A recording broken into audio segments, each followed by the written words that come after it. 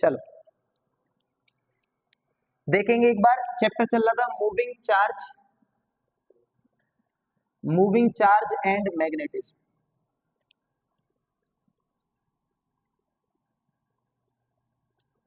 कल हम लोगों ने स्ट्रेट कंडक्टर के लिए, स्ट्रेट करंट कैरिंग वायर के लिए एक फॉर्मूला निकाला था, और फॉर्मूला आया था B बराबर mu not I upon 4 pi a, और ब्रैकेट में आया था साइन φ1 प्लस साइन φ2।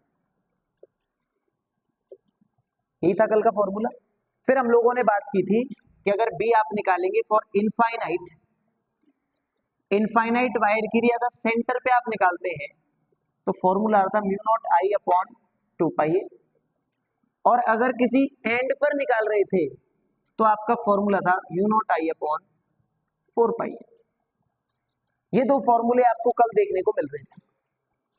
सर आज बात करेंगे कि जो करंट कैरिंग वायर में करंट अगर जा रहा है तो आप लोगों ने मैग्नेटिक फील्ड की मैग्नीट्यूड तो बता दिया कि इतना मैग्नीट्यूड होगा, पर जो इसकी डायरेक्शन होगी वो डायरेक्शन कौन देगा बेटा? डायरेक्शन आपका देगा right hand thumb rule. Right hand thumb rule ये क्या कहता है?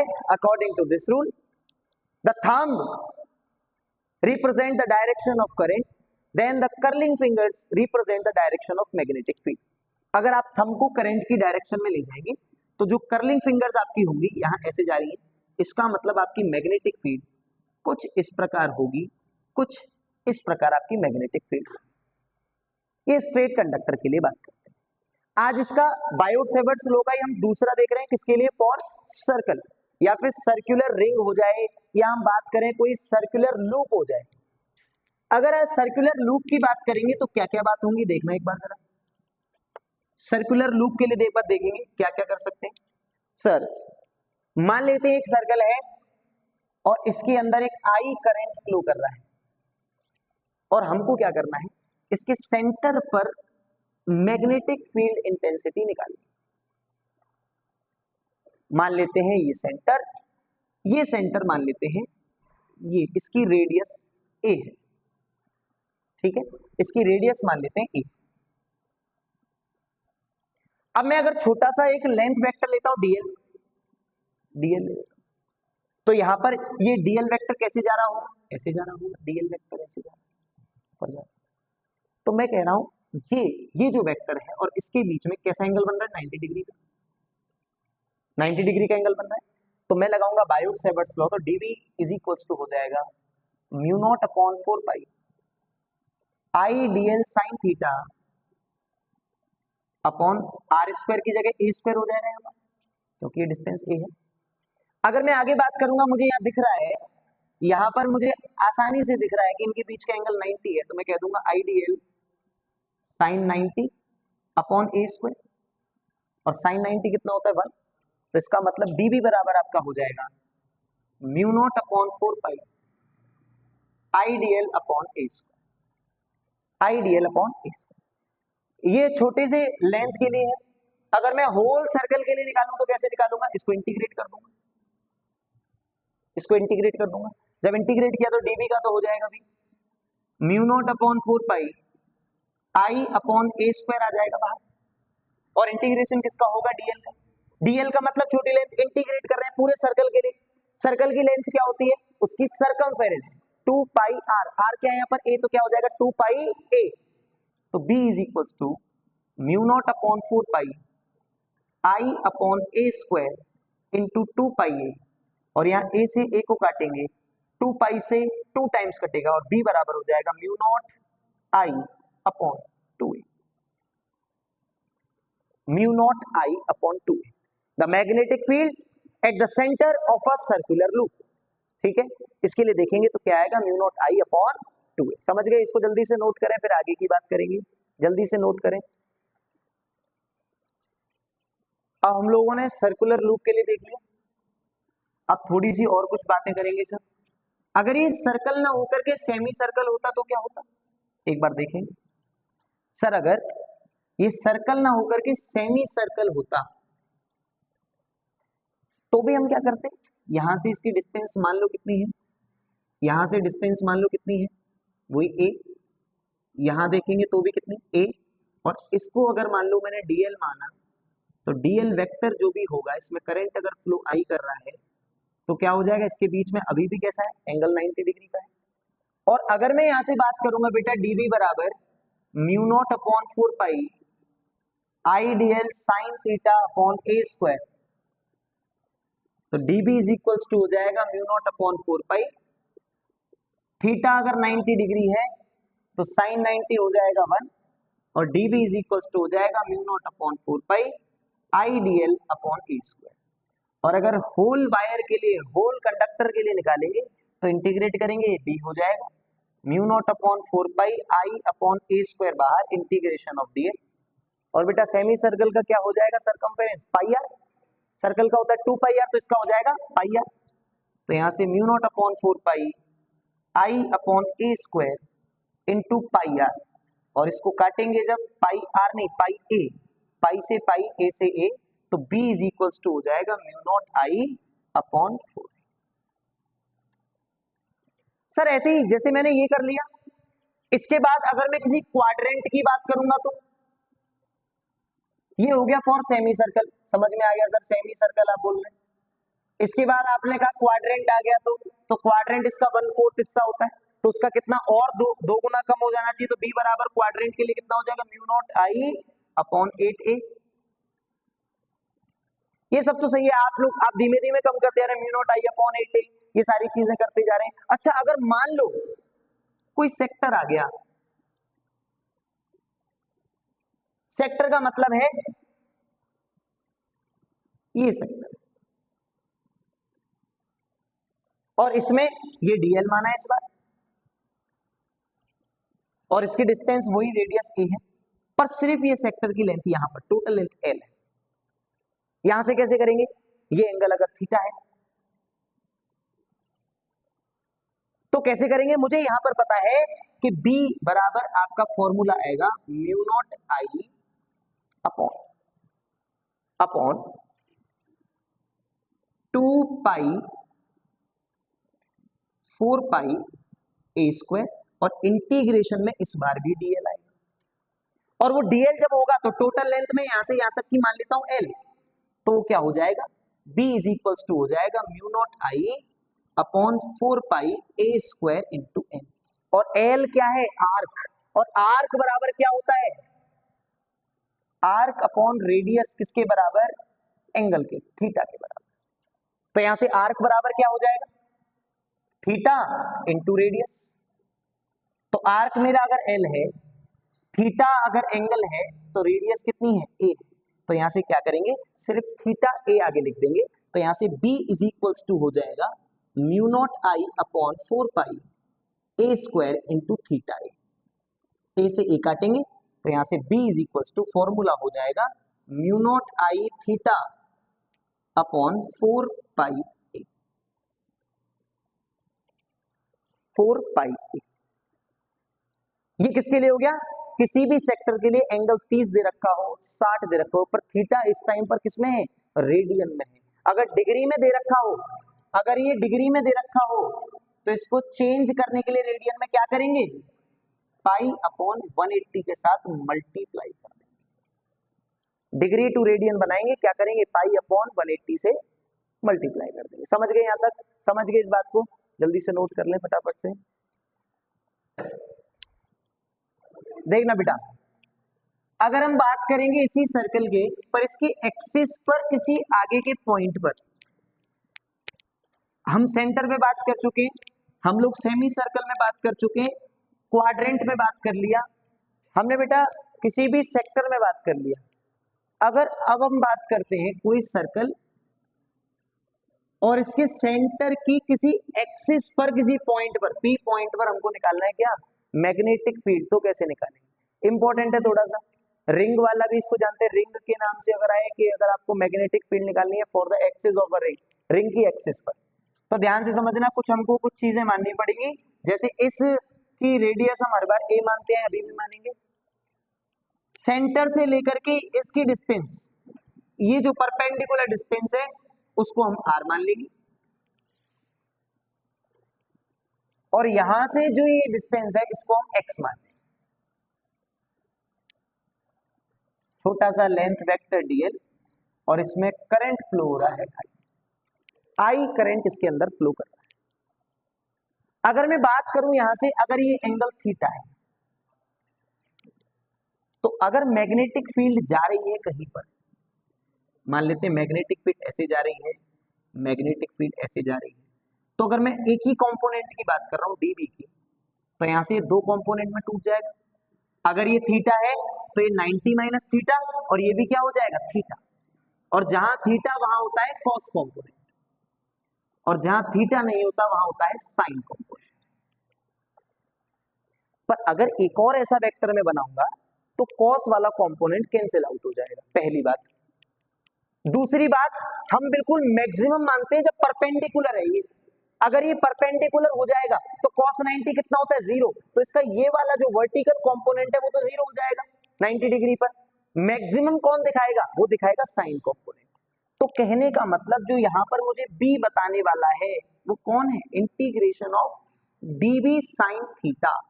इसका साइन कंपोनेंट मुझे क्या बताएगा, टोटल मैग्नेटिक फील्ड कितनी होगी वो। सर मैग्नेटिक फील्ड क्या होगी जरा बताना। डीवी का फॉर्मूला बायोट-सेवर्ट्स लॉ से mu not upon 4 pi I DL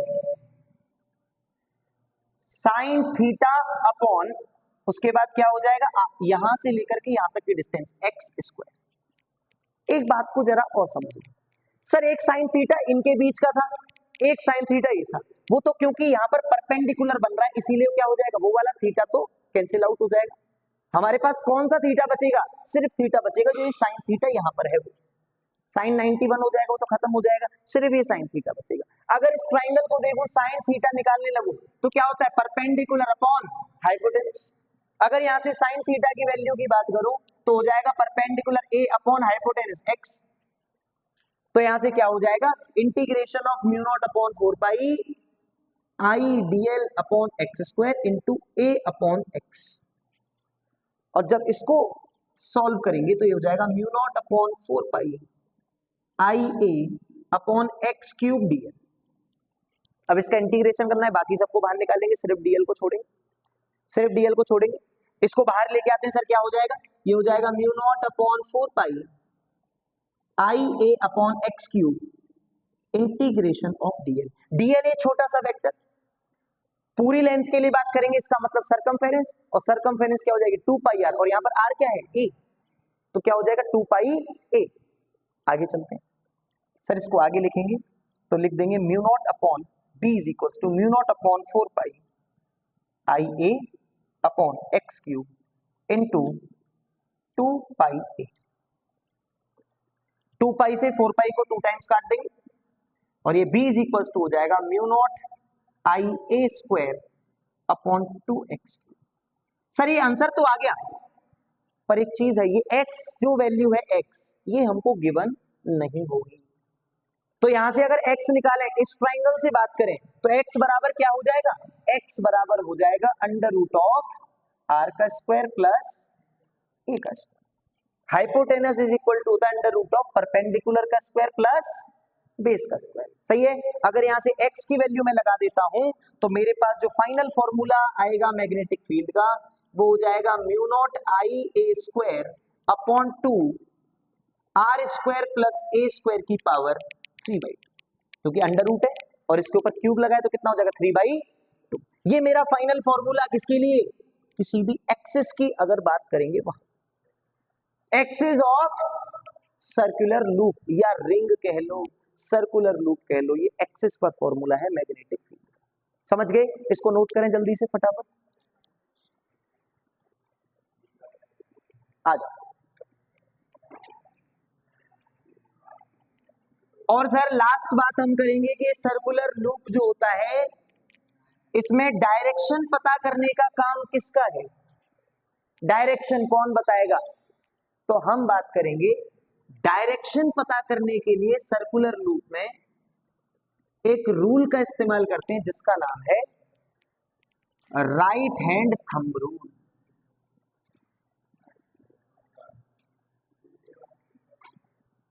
और ये भी सेम है।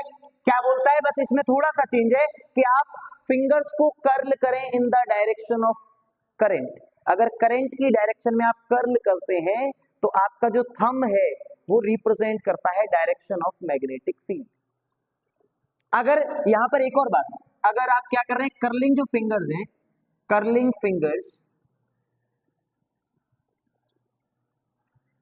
क्या बता रहे हैं, डायरेक्शन ऑफ करंट। तो थंब आपका बताएगा, थंब आपको बताएगा डायरेक्शन ऑफ मैग्नेटिक फील्ड। अच्छा एक बात और सुनना ध्यान से, अब अगर मैं आगे बात करता हूं, अगर कहीं पर क्रॉस बना हुआ है सर, इसका मतलब होता है मैग्नेटिक फील्ड इनवर्ड्स बताता है, और अगर डॉट बना हुआ है ये बताता है मैग्नेटिक फील्ड आउटवर्ड्स। मान लेते हैं सर्कुलर लूप, इसमें करंट फ्लो कर रहा है और मैं करंट की डायरेक्शन में जा रहा हूं, तो मैग्नेटिक फील्ड कहां आ रही है, बाहर की तरफ, तो मैं इसको डिनोट करने के लिए डॉट लगा दूंगा, इसका मतलब मैग्नेटिक फील्ड बाहर है। और अगर यहीं पर करंट फ्लो हो रहा होता ऐसे क्लॉकवाइज, तो मैं क्या करता, इसको रोटेट कर रहा, अंदर की तरफ जा रहा है, इसका मतलब हो रहा है कि मैग्नेटिक फील्ड इनवर्स है। इसको डॉट या क्रॉस से रिप्रेजेंट कर देंगे। जल्दी से नोट करें इस चीज को, और नोट कर लो जल्दी से, आ जाओ। अब एक बार एक सवाल आया सर, थोड़ा सा कॉन्सेप्चुअल चीजों को समझना, एक बार देखना कि कैसे कैसे क्वेश्चन आते हैं बोर्ड में। एक बार एक सवाल आया, अभी आप लोगों ने सारी चीजें कर रखी, एक सवाल आया कि दो कॉन्सेंट्रिक सर्कल्स हैं, एक की रेडियस है r1 और दूसरे की रेडियस है r2, ठीक है। इसके अंदर I करंट फ्लो कर रहा है, इसके अंदर भी I करंट फ्लो कर रहा है, और वो बोल रहा था कि बताओ इसकी नेट मैग्नेटिक फील्ड कितनी होगी और वो कहां होगी, उसकी डायरेक्शन क्या होगी। मैग्नीट्यूड और डायरेक्शन दोनों समझना है। इस कॉन्सेप्ट को अगर देखेंगे तो आप कहेंगे अभी डेरिवेशन जो कराया है उससे कुछ भी लेना देना नहीं था, पर थोड़ा सा कॉन्सेप्ट इसमें और लग रहा है। अब हम अगर सिर्फ क्या कर जाएं, अगर सिर्फ डेरिवेशन पढ़ जाएं, जैसा हम ज्यादातर कर रहे हैं लोग, ज्यादातर लोग क्या कर रहे हैं, बस डेरिवेशन पढ़ रहे हैं, और डेरिवेशन पढ़ करके और तिलक लगा करके पहुंच जाते हैं बोर्ड में कि लाओ साहब सीधी गोली छाती में मारो। ऐसा नहीं होगा। अगर हम यहाँ पर बात करेंगे बेटा, तो इसमें देखूं, अगर मैं राइट हैंड थंब रूल लगाऊं तो इसमें मैग्नेटिक फील्ड कहाँ है, बाहर की तरफ, और इस वाले में मैग्नेटिक फील्ड का है अंदर की तरफ। तो एक में मैग्नेटिक फील्ड की डायरेक्शन बाहर है, एक में अंदर है, तो जरूर होगा कि बी जो नेट बी आएगा वो B1 माइनस B2 होगा। ऐसा मैंने क्यों बोल दिया सर, कोई है जो बताएगा, जो ये कह देगा कि सर इसकी आपने मैग्नेटिक फील्ड ज्यादा और इसकी मैग्नेटिक फील्ड कम क्यों मानी है, क्योंकि आपको पता है फॉर्मूला होता है mu naught I upon 2a, है ना, mu naught I upon 2a। और इसका मतलब ये है कि जो a है, जो रेडियस है, उसके इनवर्सली प्रोपोर्शनल होती है b। जो मैग्नेटिक फील्ड है वो कैसी है, इनवर्सली प्रोपोर्शनल है। जिसकी रेडियस ज्यादा उसकी मैग्नेटिक फील्ड कम, और जिसकी रेडियस कम उसकी मैग्नेटिक फील्ड ज्यादा। तो सर्कल के लिए सेंटर पे बताओ क्या फॉर्मूला था,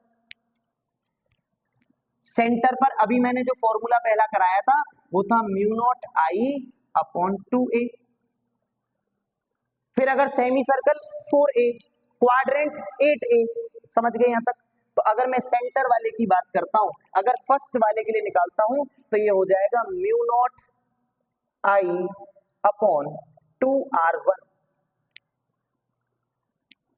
minus mu naught I upon 2r2, और यहां से म्यू नॉट I अपॉन 2 बाहर निकाल लिया, और 1 upon r1 minus 1 upon r2 आपका ब्रैकेट में आ गया।